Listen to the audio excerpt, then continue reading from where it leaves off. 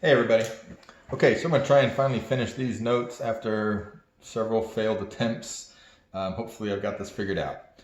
Okay, the last thing we're going to talk about here is the precision in language that we started, the comparing the different lengths of ribbons to each other. And what I asked you to do was to draw a diagram that would represent the different scenarios and then to write a statement that described your diagram. I thought our statements were okay. They weren't exactly getting to the heart of what I was hoping we would get to. So I've gone ahead and written down a few statements here. So the first thing I'd like for you to do is to read these statements and then decide if you think that the statement that's written is a fair representation or a correct representation of the diagram that I have drawn there. So here you see the diagram that I drew. And then what I want you to do is evaluate each statement and decide if it's correct based on the relationship that I drew. So here are the 7 different ways that I have said it. There's many more than this. I just wrote a few of them.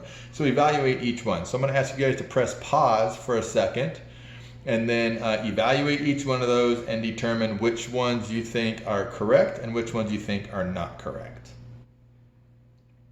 Okay, so hopefully you had a chance to press pause and look at each statement, because there are some in here that if this is the way that we are going to state the relationship to our students, we're actually going to be giving them bad information.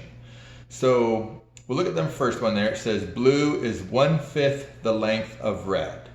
So what I'm saying there is the blue one is 1/5 the length of red. Well, I'm guessing that most of us can agree that the red is the smaller piece and the blue is the bigger piece. So no, obviously blue is not 1/5 the length of red. So that one was a kind of an easy one where the student who wrote this just had them flip-flopped. So the next statement is red is 1/5 as long as blue. So red is 1/5 as long as blue.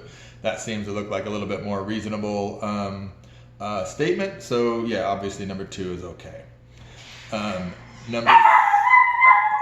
Sorry, there's my dogs in the background. That's the cost of live television. Okay, the next one is blue is 5 times longer than red. So let's think about that one for a second. Blue is 5 times longer than red. So here's red is one of these, and then blue is here. And there are 5 of those. So it seems like that one's pretty good because blue seems like it's 5 times longer than red. But if we look more closely, here's the part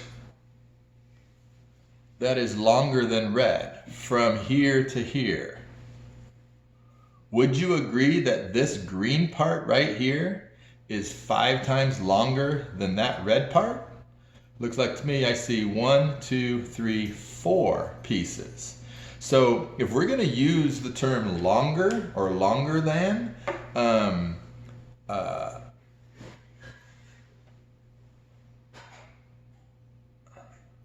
then we have to be making sure that we're using a correct statement. So here, blue is not 5 times longer than red.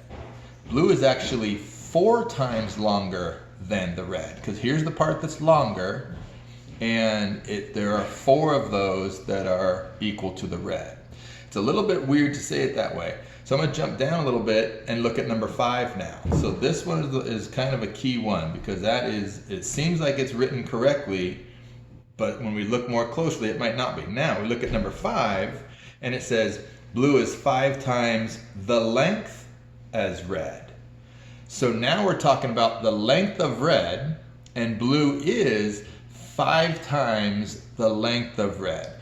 Most people believe that these two are the same one or saying the same thing, but they're actually not. And if we use this language right here of blue being 5 times longer than red, we actually might be confusing students who are understanding what we're saying.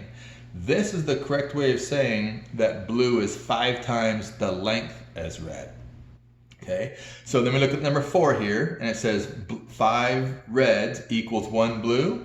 that's fine, right? I don't see a problem with that. If we had 5 of these reds, it would be equal to 1 blue.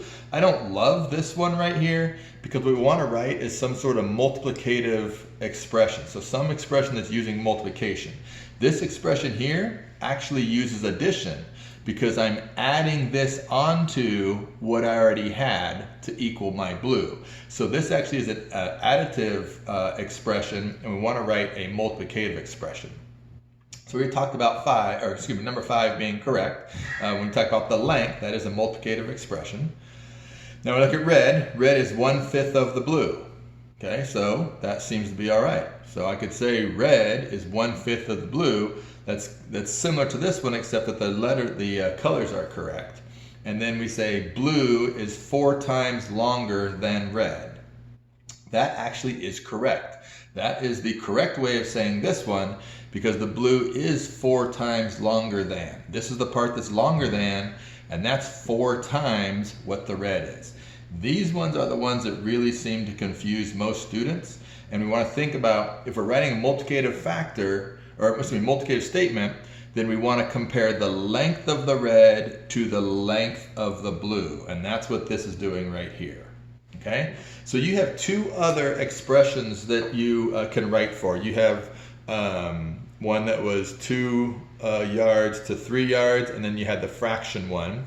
So I'd like for you to try and write statements that are correct, not additive statements. So statements that are requiring the user or the reader to multiply to get from 1 to the other. That's what a proportion is you're using multiplication to move from one number to the next number. So I'd like for you to do the other 2 and write multiplicative expressions that would represent the picture that you drew there. Okay, that's the second part of this flipped lesson, and then we will discuss those on the day when we come back. Okay, have a great week, everybody. I'll see you guys next week.